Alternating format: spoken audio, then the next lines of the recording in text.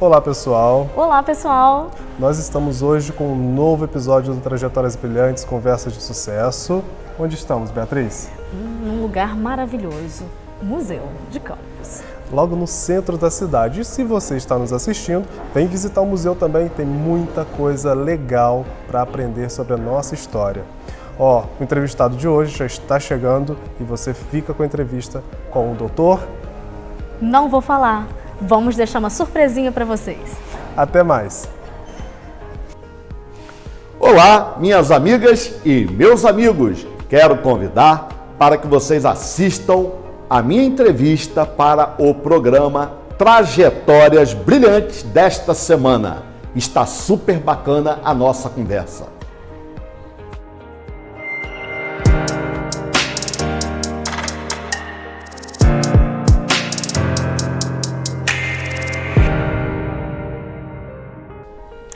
Olá, pessoal! Hoje no Trajetórias Brilhantes, Conversas de Sucesso, nós estamos com uma figura ilustre, professor, advogado, escritor, Cristiano Abelardo Fagundes Freitas. Professor, vamos falar um pouquinho da sua vida pessoal. Primeiro, eu gostaria de perguntar ao senhor por que o senhor escolheu o direito? Ótimo! Quero já registrar de início que estou muito honrado, estou muito feliz por essa oportunidade de estar aqui conversando com você, com meu amigo Márcio e automaticamente com os nossos telespectadores, porque eu sei que o programa de vocês está fazendo o maior sucesso. Então, estou muito feliz em ter essa oportunidade. Bom, escolher direito foi um processo natural. Porque desde novinho, desde 7 anos, não tem tanto tempo isso, eu sempre gostei muito da literatura. Eu sempre gostei muito de ler, de escrever. Com 7, 8 anos, eu já gostava de pegar livro para ler. Eu, com 12 anos, já lia os livros de Machado de Assis, adorava Monteiro Lobato. Então foi um processo natural para quem gostava dessa parte de literatura, de escrever. Então, começa por aí, desde a infância e também pelo fato de ter uma referência muito forte, que foi a minha tia materna, que era advogada, depois foi procuradora federal, que é a doutora Conceição Fagundes, que hoje não se encontra mais neste plano físico, mas as pessoas que a gente ama, elas estão sempre com a gente. Elas vivem em nosso coração, né? Elas pulsam nessa veia que faz pulsar o coração. Então, minha tia teve uma participação muito especial na minha vida, até recentemente, porque vai completar um período de 2 anos que ela fez a passagem e era uma profissional que era referência para mim. Então, tudo isso contribuiu. O gostar muito de ler, de escrever e ter em casa uma tia que já era uma profissional da área. Já incentivou bastante o senhor nisso. E acredito que tem incentivado bastante também pela sua criação, né, a sua cultura, o seu gosto musical pelo MPB, né? Gosto muito. Eu sei que você também gosta. Sim. Eu sei que aqui nesse coração mora uma fã da Alcione. Não só no coração, fiz até uma tatuagem. Olha aí. Mas é bacana porque revela também que é uma menina de bom gosto, que é uma colega de bom gosto, que a Alcione é uma grande intérprete, produz uma música de muita qualidade. É o nome da MPB. É uma cantora que tem assinatura, né? E inclusive uma coisa muito legal de ser registrado, que eu sei que o senhor gosta muito de Elba Ramalho, é super fã. Quando eu era criança, eu achava que eu era a própria Elba Ramalho. Elba Ramalho? Tinha uns caixinhos meio dourados, muito parecido com ela na época. E esse gosto musical, isso agrega muito na vida pessoal do senhor, tanto na parte da literatura, até mesmo no direito. Porque a gente não pode ficar fixado só na parte técnica, né? E o senhor é uma pessoa que a gente vê, nós já fomos seus alunos, né? Somos apreciadores do seu trabalho. Eu que tive o privilégio. Então nós vemos que o senhor é uma pessoa muito rica, não só do conteúdo técnico do direito, né? O senhor é uma pessoa muito rica em conteúdos culturais. Isso é muito importante hoje, porque hoje eu vejo muito esse impasse dos jovens, né, com a questão cultural. São pessoas muito destinadas somente à área técnica, mas não são pessoas que tem muitas questões culturais. E ver isso no senhor, ver que o senhor também, além de tudo, é uma pessoa de muita fé. O senhor é um excelente corredor, porque eu fico acompanhando suas corridinhas. A gente estava conversando aqui que o senhor falou que come uma pizza à noite, mas corre de manhã. É um equilíbrio. Vou para a estrada, pego a estrada que vai para Santa Cruz e fazemos a nossa caminhada. Isso é muito prazeroso. Eu não recomendo, acho super bacana fazer academia, mas essa oportunidade de estar, né, olhando a paisagem, a estrada, e aí eu vejo cana-de-açúcar, porque eu corro ali naquele caminho que vai para Santa Cruz. Sim. Aquilo é maravilha, a gente vê pássaros, eu gosto muito disso. O ar livre, a natureza. E os colegas passam os colegas advogados e passam, né, os colegas advogados, mexem comigo. Agora já estou com um convite para pedalar com eles. Né? Então vou pedalar em breve também com eles. Então gosto muito. E com relação a Elba Ramalho, a Elba está, né, para a Paraíba, como a Alcione está para o Maranhão. E as duas são referências de grandes artistas no nosso país, né? Elba Ramalho canta de tudo, canta forró, canta música romântica. Ninguém canta de volta para Conchego como Elba Ramalho. Acho até que outro cantor nem deve regravar, porque a música escolheu Elba Ramalho. E quando a música escolhe o seu intérprete, aí é imbatível. Verdade. Alcione, não adianta, grandes cantoras, né, Sufoco, Não Deixa o Samba Morrer, mas me perdoem essas grandes cantoras, mas essas músicas escolheram Alcione. Verdade. E quando a canção escolhe o intérprete, aí é a sintonia perfeita. Assim como aparentemente o direito escolheu o senhor também. Eu acho também que houve aí, foi de mão dupla. Porque eu sou apaixonado pelo direito do trabalho e acho que o direito do trabalho ele flertou, ele também seduziu. E aí nos deixamos seduzir pelo direito do trabalho. Verdade. Mas o senhor também tem a parte que o senhor já foi presidente, né, da Academia Campista de Letras. Fizemos uma gestão, 2 anos à frente da academia, movimentamos a academia, fiz muitas parcerias com as instituições, com as escolas, com os colegas advogados, com as universidades. Em 2 anos de gestão, nós movimentamos muito a Academia Campista de Letras.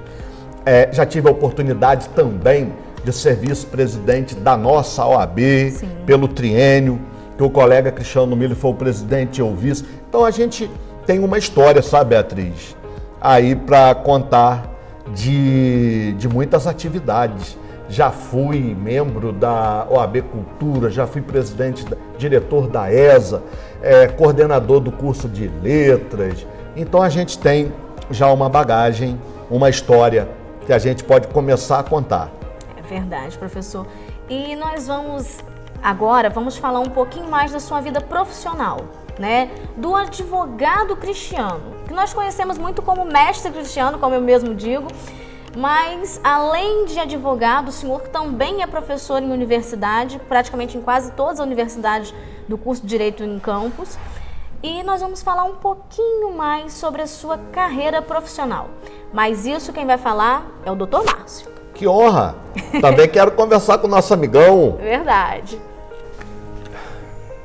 Pessoal, como a doutora Beatriz falou, vamos conhecer um pouco da vida profissional do professor, escritor, advogado Cristiano Fagundes. Eu confesso que estar do lado dele, entrevistando, conhecendo um pouco mais da sua história, para mim chega a ser emocionante, porque quando a primeira aula do senhor na faculdade, ali na Universo, o tratamento que o senhor tem com a gente faz a gente se sentir especial.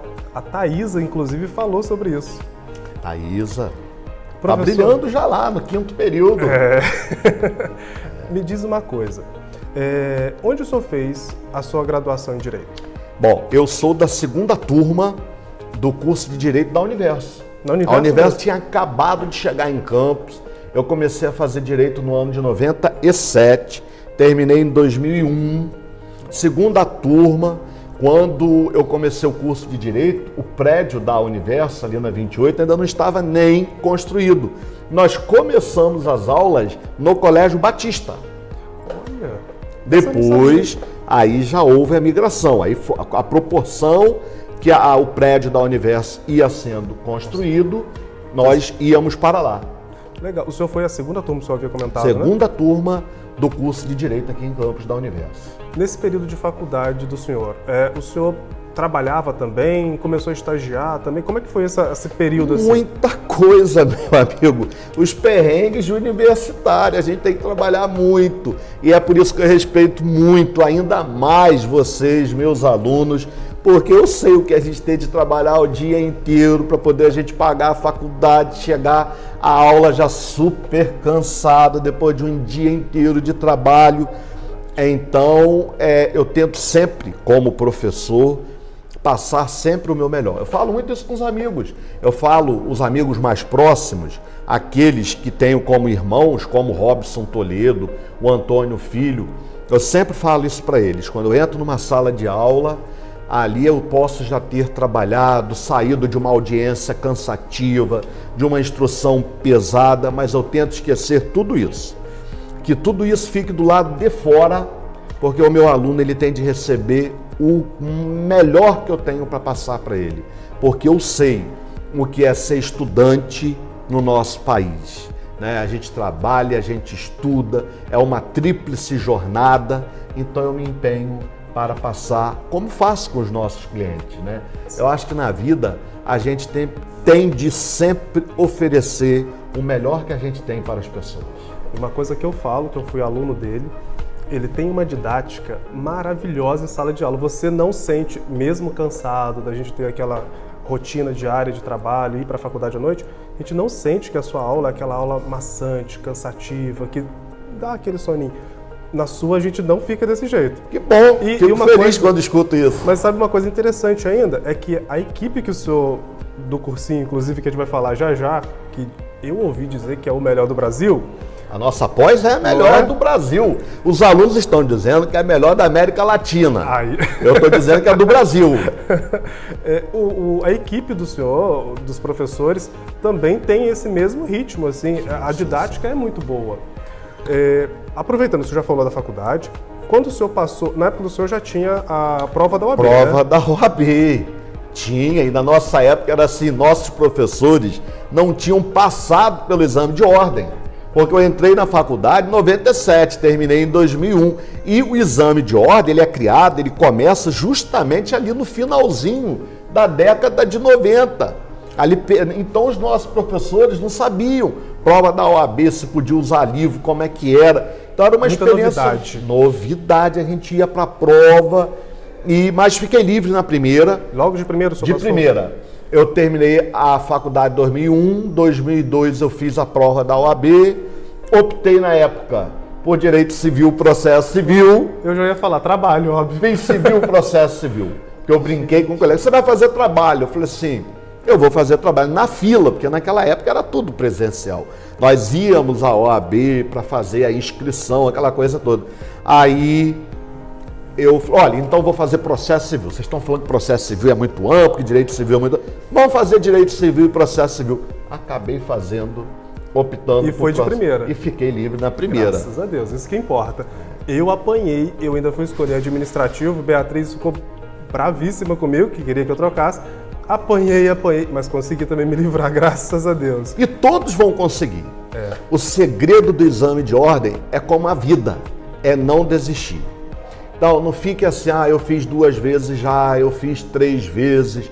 Faça a 4ª, faça a 5ª, porque a sua hora vai chegar. Quantas vezes for necessário, né, professor? Quantas vezes? Cada um de nós tem uma história, cada um de nós é uma narrativa. Só nós sabemos as dores e as delícias, né? Como canta o nosso mestre Caetano Veloso. Então, não fique contando. Eu já fiz 3, eu já fiz 4, continue fazendo. Continue a sua caminhada, porque a sua hora vai chegar. Isso aí. Você vai passar na prova da OAB. Perfeito. O senhor passou na prova da OAB, começou a advogar de imediato. 2003. Logo em seguida começou. Logo, já estava desde 2001 com a carteira de estagiário. Então já são 23 anos de inscrição na OAB. Em 2001 eu já estava inscrito, ou até antes eu acho. Não, já estava, acho que 99, 2000, eu já estava inscrito na OAB. Eu tinha carteira, bem antes, porque em 2001 eu terminei o curso. eu já estava com 2 anos de carteira de estagiário inscrito na OAB. Eu acho que eu me inscrevi na OAB no ano de 2000. Então nós já estamos aí há 24 anos de inscrição, né, entre estagiário e advogado na OAB. E que carreira, hein? Se você for comparar professor, advogado, vice-presidente da OAB, e depois eu quero até ver falar, acho que eu posso comentar, né? Eu sou como candidato, pré-candidato. Somos pré-candidato este ano, sim, já saiu no jornal aqui de Campos, na Folha da Manhã. Sou pré-candidato à presidência da 12ª subseção.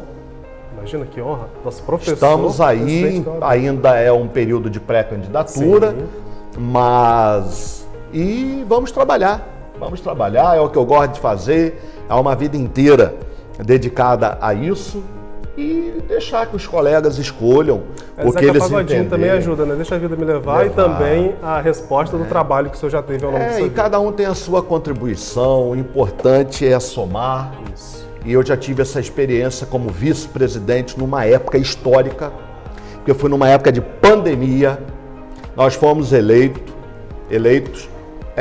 Aí aconteceu no primeiro ano de gestão tranquilo, sala nova para OAB lá de São João da Barra.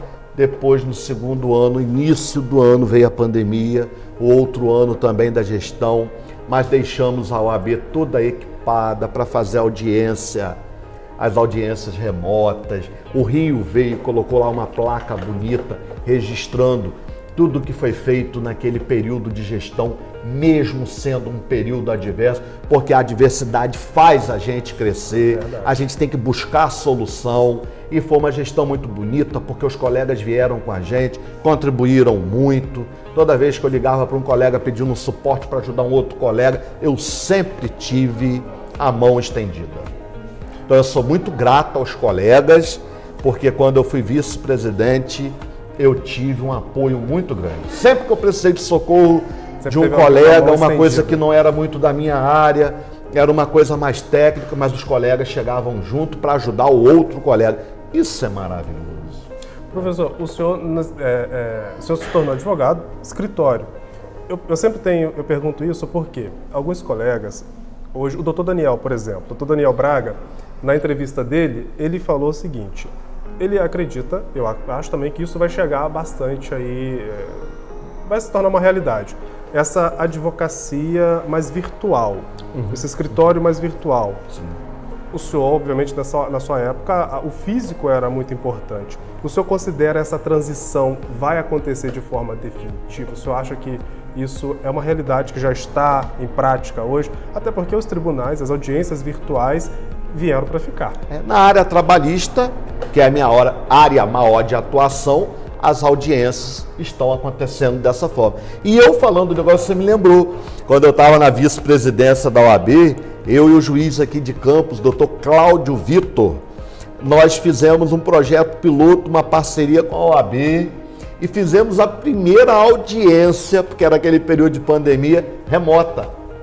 No período da pandemia. Então nós fizemos uma parceria, os colegas que desejavam participar mandavam o e-mail para mim, eu encaminhava para a vara do trabalho e está lá registrado. Acho até que ficou num painel que a gente tem aqui na nossa subseção. Eu acho que tem essa foto, eu e o doutor Cláudio Vitor, naquele período de pandemia, e fazendo ali ata, e abre microfone. Então foi um período histórico também. E pra gente foi um pouco tranquilo esse passaporte, essa mudança de paradigma, porque as aulas ficaram remotas. Em 2000, nós tivemos de começar da aula remota. Então eu já estava operando muito bem essa coisa de abrir a câmera, colocar para gravar, mexer com o som, apresentar slide, porque eu já estava, da noite para o dia, nós tivemos de fazer essa adaptação para as aulas, porque as aulas não podiam parar também. Verdade. Né? Então foi um processo natural para a gente. Bacana. Agora, o senhor, a gente sabe que essa vida do senhor, a gente sabe, o senhor não para um momento. A gente liga para ele, não, estou saindo de tal lugar, estou indo para outro. E o senhor ainda assim tem o curso de pós-graduação. E também eu acho que o senhor tenha o curso da UAB da segunda fase, não tem? Por que o senhor decidiu fazer esses dois cursos? Olha, o curso, a pós-graduação, foi um convite muito honroso, porque veio de uma operadora do direito, uma profissional do direito, pela qual eu tenho muito respeito e muita consideração, que é a doutora Inês Ururaí. A doutora Inês, quando ela assumiu a reitoria do Centro Universitário Fluminense, ela me faz esse convite honroso para ficar à frente, para coordenar a pós-graduação Lato Sensu em Direito do Trabalho e Processo de Trabalho do Uniflu. Era um desafio, porque a instituição estava há um tempo sem oferecer esses cursos. Aceitei, coloquei o bloco na rua, fiz uma ementa caprichada e hoje nós estamos na 19ª turma de pós-graduação e que, segundo os alunos, a melhor do Brasil e da América Latina. E após que já atravessou o oceano, porque a nossa revista impressa, ano passado eu dei uma palestra na Universidade Complutense Madrid e também dei uma palestra na Universidade de Burgos, também lá na Espanha. E levei a revista, e eu fiquei super orgulhoso, porque esta revista havia artigos dos nossos alunos, dos nossos colegas advogados, publicando na revista, e eu tive a oportunidade de entregar essas revistas para as bibliotecas dessas duas grandes universidades. Que incrível, hein? Eu acho que a doutora Clara, que trabalha lá no escritório, acho que algum artigo dela também estava nessa revista. Sim. Acho que ela comentou com a gente alguma coisa Clara assim. terminou agora, início desse ano. Clara foi da turma que concluiu em abril. A turminha da pós-graduação, eles terminaram agora em abril, que era uma turma também assim, maravilhosa. E o curso segunda fase da OAB? Pois é, aí os colegas que vão para a segunda fase, a área trabalhista, aí pedem aquele socorro. Professor, me ajuda, porque eu não pude fazer estágio durante a faculdade, por trabalho e tal, eu ainda não pude ficar em escritório. Então a gente treina, a gente monta o grupinho, para poder trabalhar a técnica de como fazer um recurso ordinário, como fazer uma contestação, como fazer uma reclamação trabalhista. E agora a FGV está inovando. Agora nós tivemos já mandado de segurança na área trabalhista, nós já tivemos agravo de petição, então não está mais só aquela formulazinha, reclamação, contestação, recurso ordinário. Então eu acabo contribuindo aí, né, treinando, ajudando para os colegas que vão fazer a segunda fase na área trabalhista. Eu sempre vejo o senhor também falando, tentando a sorte em adivinhar algumas questões. As peças. O senhor sempre acaba acertando algumas coisas. Isso é muito gostoso, essa coisa da academia, porque usando, professor, qual a peça? O que o senhor acha que vai cair? E aí a gente vai por uma lógica, a gente vai vendo. De vez em quando tem uma dobradinha, não tem uma RT, outra RT, aí muda, aí vem uma outra peça. Então a gente vai muito tentando fazer um raciocínio, mas que não tem ciência nisso aí. É chute mesmo. Vou aproveitar que a gente já está nessa parte aí, o senhor voltou a falar da faculdade e tal, sobre essa questão da OAB. O senhor tem um relacionamento absurdo com seus alunos. Isso é admirável de ver. Eu quero que o senhor se direcione para eles e deixe uma mensagem de inspiração para eles. Para os nossos alunos são nossos amigos, eu aprendo muito com eles. Chegar à sala de aula às 19 horas, depois também de um dia de trabalho, ali eu vou renovar. A advocacia são muitos sujeitos envolvidos, juiz, o Ministério Público, a gente depende de uma engrenagem e que para o processo andar a gente depende de um monte de gente. E a sala de aula é a válvula de escape. Depois daquele dia de audiência, eu chego à sala de aula e aí eu vou conversar, vou aprender com os meus alunos, passo um pouco do que eu sei. E o que eu digo para os meus alunos é o seguinte, eu vou falar então de Gonzaguinha. A gente nunca está sozinho, por mais que a gente pense estar. Gonzaguinha tem uma canção linda que se chama Caminhos do Coração. Ouçam essa música do Gonzaguinha, porque a gente nunca está sozinho, por mais que a gente pensa estar. Depois dessa, eu só tenho a agradecer. Muito a honra obrigado. é minha.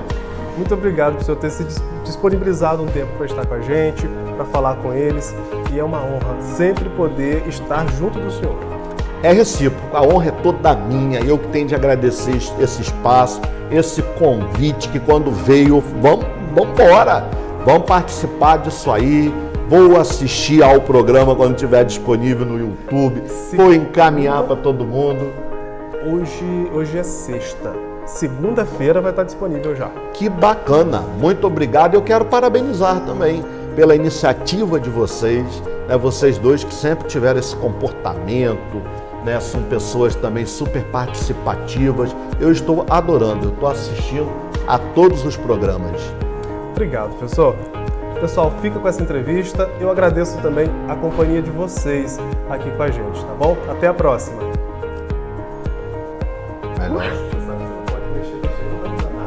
Olha, gente, ele teve... Olha, esse é bullying, eu só deixo me enrolar. Pode deixar. Isso aqui, milhões de indenização. Ah, tá.